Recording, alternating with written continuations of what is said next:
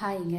இன்றைக்கி நம்ம வேர்க்கடலை சட்னி தான் எப்படி செய்யுதுன்னு பார்க்க போகிறோம். சிம்பிளான ரெசிபி தான். ஒவ்வொருத்தர் ஒவ்வொரு மெத்தடில் செய்வாங்க. நான் எப்படி செய்கிறேன்றதை உங்களுக்கு கூட ஷேர் பண்ணிக்கிறேன். இதுக்கு தேவையான அளவு வேர்க்கடலை இது கண்டிப்பாக ஒரு 50 to 70 கிராம் இருக்கும். இது இன்னும் வறுக்கலை, அப்படியே இருக்குது பச்சைக்கடலை. இனிமேல் தான் இதை வறுக்கணும். அதுக்கப்புறம் தனியா, ஊர்லலாம் மல்லின்னு சொல்லுவாங்க. தனியா, கொஞ்சோண்டு சீரகம், ஒரு 4 காஞ்ச மிளகா. எங்கள் வீட்டில் காரம் அதிகமாக சேர்க்கறதில்ல. ஸோ 4 மிளகா நல்ல காரம் இருக்கும், அதனால் இது மட்டும் ஓகே. அதுக்கப்புறம் சின்ன வெங்காயம், 10 பல் பூண்டு, ஒரு தக்காளி 3, கொஞ்சம் கருவேப்பிலை. ஓகே, இதுதான் இதுக்கு தேவையான பொருட்கள். இதை நான் இப்போ வதக்கும் போது உங்களுக்கு என்ன பண்ணுறேன், எப்படி ஆட் பண்ணுறதை சொல்லித்தரேன். இப்போது முதல் ஸ்டெப்பாக வேர்க்கடலையை வறுத்து எடுத்துக்கலாம்.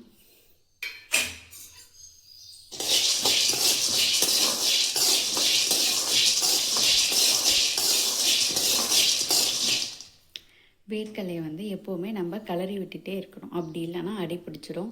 இந்த கடலையோட சைஸ் பார்த்திங்கனாவே தெரியும், ரொம்ப சின்ன சின்னதாக இருக்குது. இது நம்ம வாங்கினதில்லை. ஸோ சித்திங்கெல்லாம் வேலைக்கு போகும்போது அங்கே கொடுப்பாங்க. வேர்க்கடலை உரிக்க போனாங்கன்னா அவங்களுக்கு வரும்போது கொஞ்சம் கொடுத்து விடுவாங்க. அதில் நம்மளுக்கு கொஞ்சம் கொடுத்தாங்க. ஸோ இந்த மாதிரி கிளறி விட்டுகிட்டே இருக்கணும். நல்லா ப்ரௌன் கலரில் வர அளவுக்கு கிளறி விட்டுக்கிட்டே இருக்கணும்.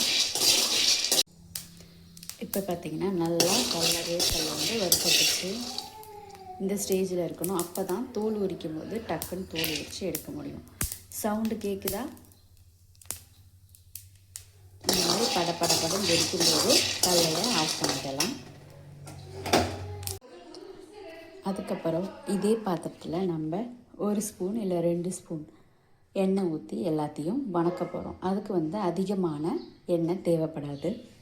முதல்ல நம்ம மல்லி, சீரகம், மிளகாய் அதை போட்டு வதக்கலாம்.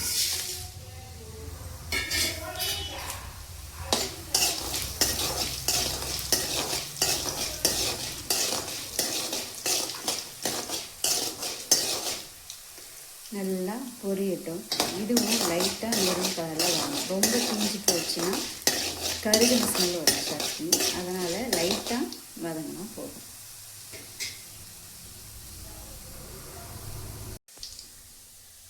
இப்போது இந்த பதம் வந்துடுச்சு. இது கூட நான் சின்ன வெங்காயத்தை ஆட் பண்ண போகிறேன். சின்ன வெங்காயம், பூண்டு இது கூடயே சேர்த்து ஆட் பண்ணி வதக்க போகிறேன். ஏன் இது கூட சேர்த்து வதக்குறீங்கன்னு கேட்காதீங்க. நம்ம கம்மியாக இருந்தால் மிக்ஸி ஜாரில் அறுபடாது இல்லையா, அதனால தான் நான் இது கூட வெங்காயம் போட்டு சேர்த்து வதக்குறேன். அப்போ அரைக்கும் போது ஈஸியாக நம்மளுக்கு கிரைண்ட் ஆகும். லைட்டாக சிம்லே வச்சுக்கோங்க. ஏன்னா ஆல்ரெடி நம்மளுக்கு தனியா நல்லா வறுபட்டுருக்கு. ஸோ இது சிம்லே வச்சு வதக்கணும். எப்போவுமே ஒன்று ஞாபகம் வச்சுக்கோங்க, நம்ம எப்போ சட்னிஸ் வகை செஞ்சாலும் அது கூட சின்ன வெங்காயம் போட்டால் அது தரமான டேஸ்ட்டு பெரிய வெங்காயத்தில் கிடைக்காது.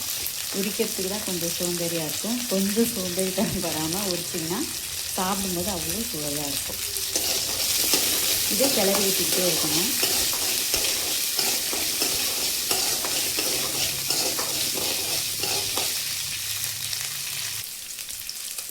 இது கூட நான் லைட்டாக அலசி வச்சு கருவேப்பிலையை போட்டு வதக்க போகிறேன். கருவேப்பிலை வெடிக்கும். ரொம்ப பக்கத்தில் இருக்காங்க, கொஞ்சம் தூரமாக இருந்து போட்டுட்டு அதுக்கப்புறமா கிளறி விடணும். இப்போ சின்ன வெங்காயம் நல்லா வதங்கிடுச்சு. இந்த ஸ்டேஜ் இருக்கும்போது ஆஃப் பண்ணிடலாம். இப்போ நம்ம இந்த கடாயிலே லைட்டாக எண்ணெய் ஊற்றிக்கணும்.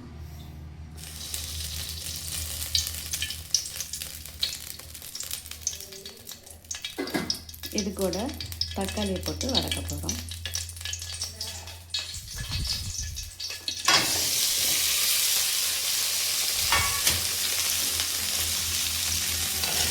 இதுவும் நல்லா குழன்னு வதங்கி வரணும். அப்போ தான் நல்லா புளிப்பு சுவையோட சட்னி இருக்கும்.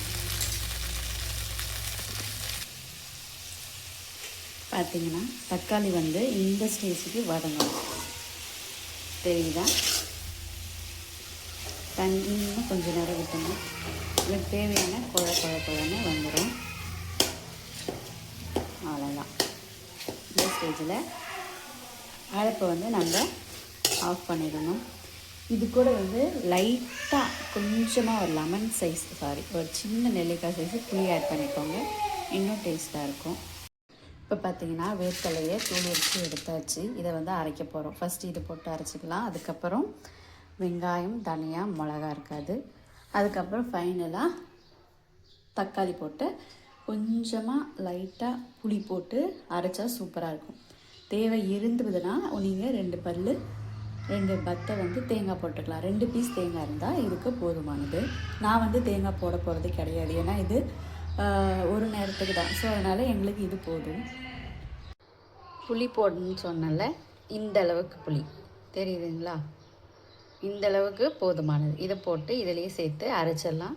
லைட்டாக தண்ணி ஊற்றி அரைச்சிக்கோங்க, உங்கள் தேவைக்கு ஏற்ற மாதிரி. கட்டியாக வேணும்னா கட்டியாக, தண்ணியாக வேணும்னா தண்ணியாக ஊற்றி அரைச்சிக்கோங்க.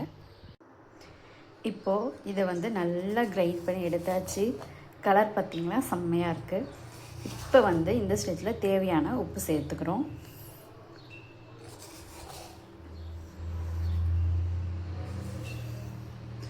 உப்பு சேர்த்து கிண்டி விட்டுட்டு இதுக்கு லைட்டாக ஒரு தாளிப்பு கொடுத்துக்கலாம். இதுக்கு ஒரு தாளிப்பு கரண்டியை வச்சுக்கலாம். கரண்டி காஞ்சதும் கொஞ்சம் லைட்டாக எண்ணெய் ஊற்றிக்கலாம். எண்ணெய் ஊற்றியாச்சு. இது கொஞ்சம் காயட்டும். எப்பவுமே எண்ணெய் கரண்டிலாம் வைக்கும்போது அடுப்பு சிம்மில் வச்சுக்கோங்க, இல்லைன்னா அப்படியே தீ பிடிச்சிக்கும். ஏன்னா அனுபவம் பேசுது. இது அதனால தான் கீழே வைக்காமல் மேலே ஹை ஃப்ளேமில் வச்சு தூக்கி பிடிச்சிட்ருக்கேன்.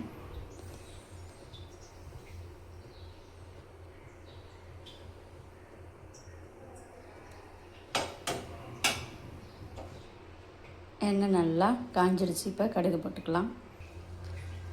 கடுகு போட்டாச்சு, நல்லா பொரியட்டும்.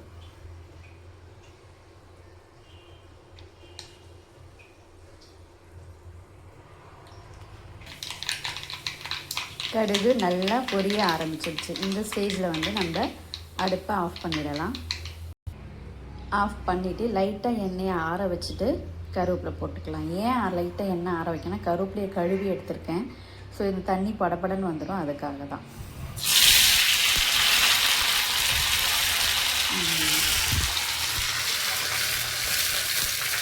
பொரிஞ்சாச்சு.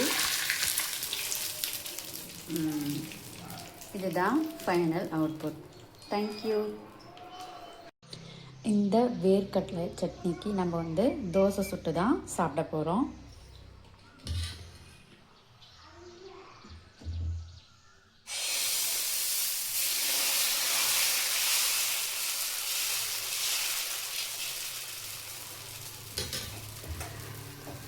லைட்டாக எண்ணெய் விட்டுக்கலாம்.